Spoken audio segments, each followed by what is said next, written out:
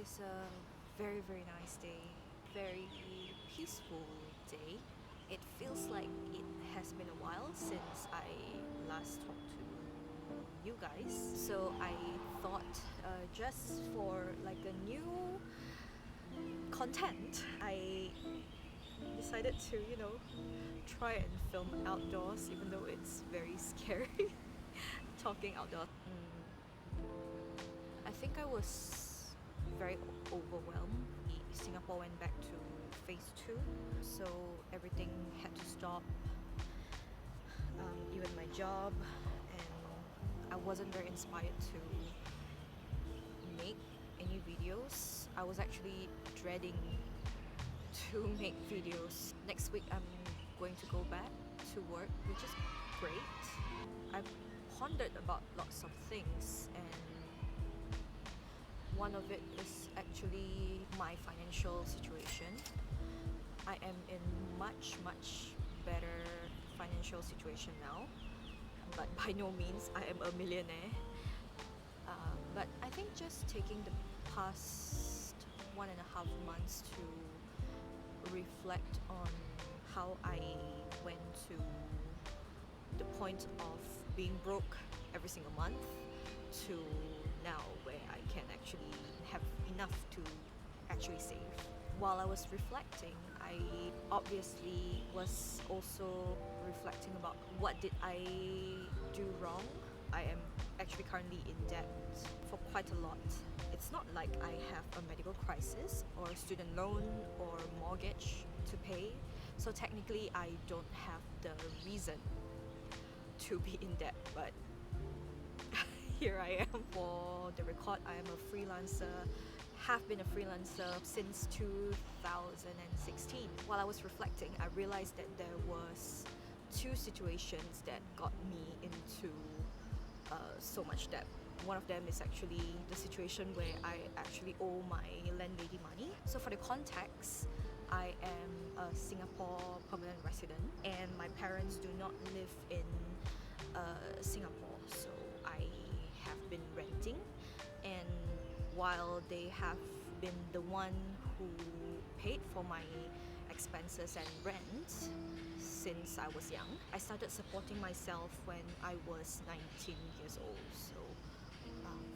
So what happened is that in 2017 I stayed with a friend who had a space to spare, and it made small sense, I guess, because we were both working together on the same project, so it was just more convenient. I started living there, but I did not tell my previous landlady.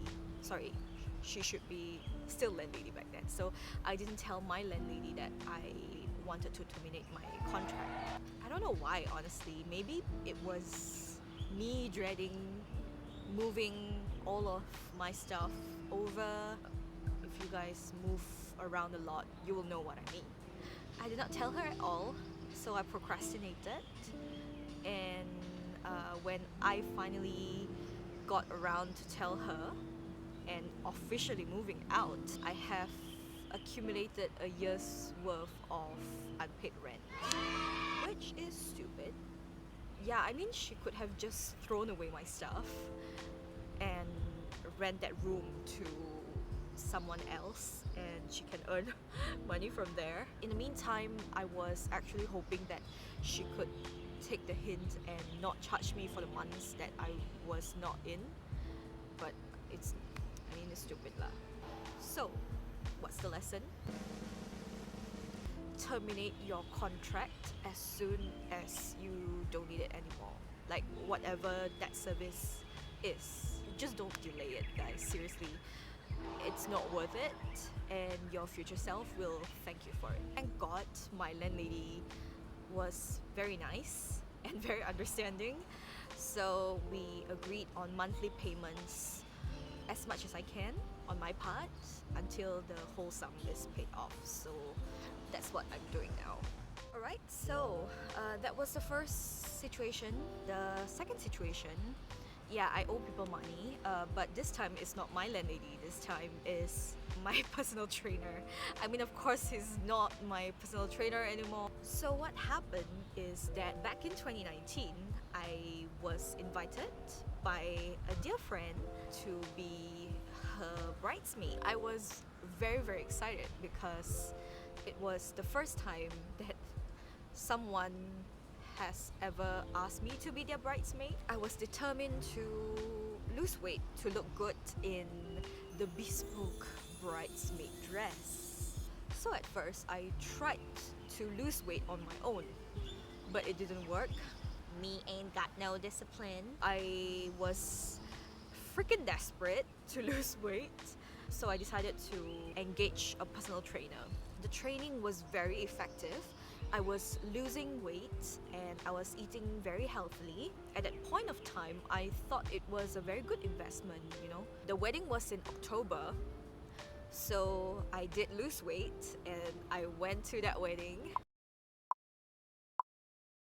And then in December, I decided to continue signing on the new packages. By my calculation, I would be able to pay him in full in like 3 months. I was really confident about it because I had projects lined up for the first half of the year.